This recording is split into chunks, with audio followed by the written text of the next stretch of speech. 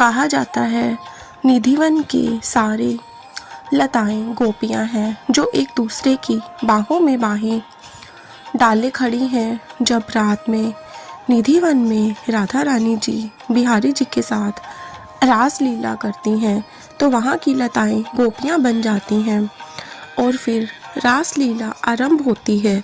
इस रास लीला को कोई नहीं देख सकता।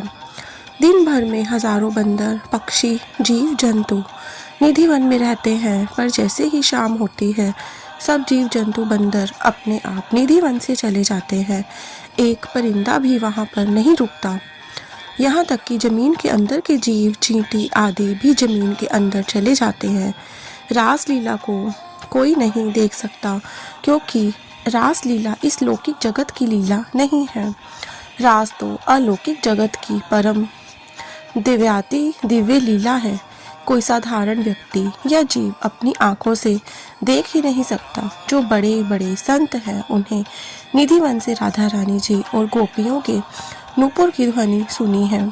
जब रास करते करते राधा रानी जी थक जाती हैं तो बिहारी जी उनके चरण दबाते हैं और रात्रि में शयन करते हैं। शयन के लिए पलंग लगाया जाता है। सुबह बिस्तरों को देखने से प्रतीत होता है कि यहाँ निश्चित ही कोई रात्रि विश्राम करने आया तथा प्रसाद भी ग्रहण किया है।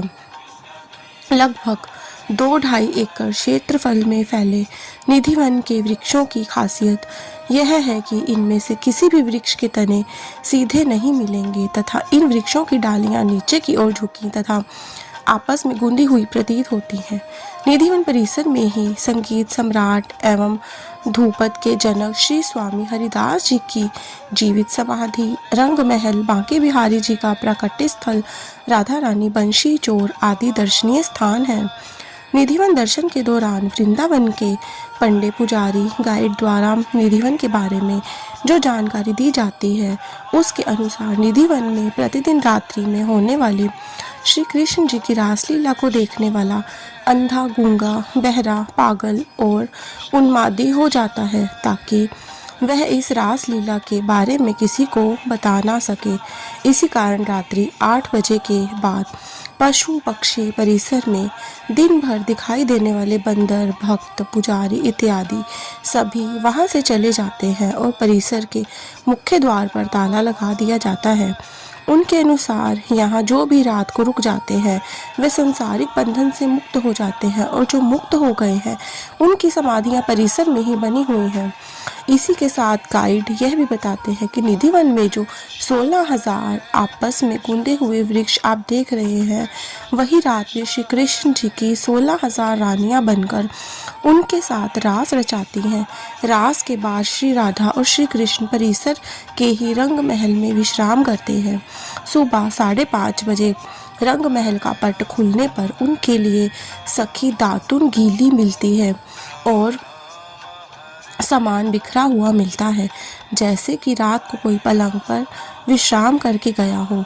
आज भी निधिवन में शयन कक्ष है जहां पुजारी जी जल का पात्र, पान, फूल और प्रसाद रखते हैं और जब सुबह पट खोलते हैं तो जल पिया मिलता है, पान चबाया हुआ मिलता है और फूल बिखरे हुए मिलते हैं। निधिवन परिसर में ही संगीत सम्राट एवं ध्रुपद के जनक श्री स्वामी हरिदास जी की जीवित समाधि, रंग महल, बांके बिहारी जी का प्राकट्य स्थल, श्री राधा रानी जी, बंशी चोर आदि दर्शनीय स्थान है। वृंदावन धाम या बरसाना कोई घूमने फिरने या पिकनिक मनाने की जगह नहीं है। यह आपके इष्ट की जन्मभूमि, लीला भूमि एवं तपोभूमि है। सबसे खास बात ये प्रेम भूमि है। जब भी आओ इसको तपोभूमि समाज पर मानसिक व शारीरिक तप किया करो। शरीर से सेवा व वाणी से राधा नाम गाया जाए, तब से ही धाम में आना सार्थक है। एक अद्भुत मस्ती, ताकत व आनंद लेकर वापिस जाया करो। जय जय श्री वृंदावन धाम। श्रीमद कुंज बिहारी ने नमः।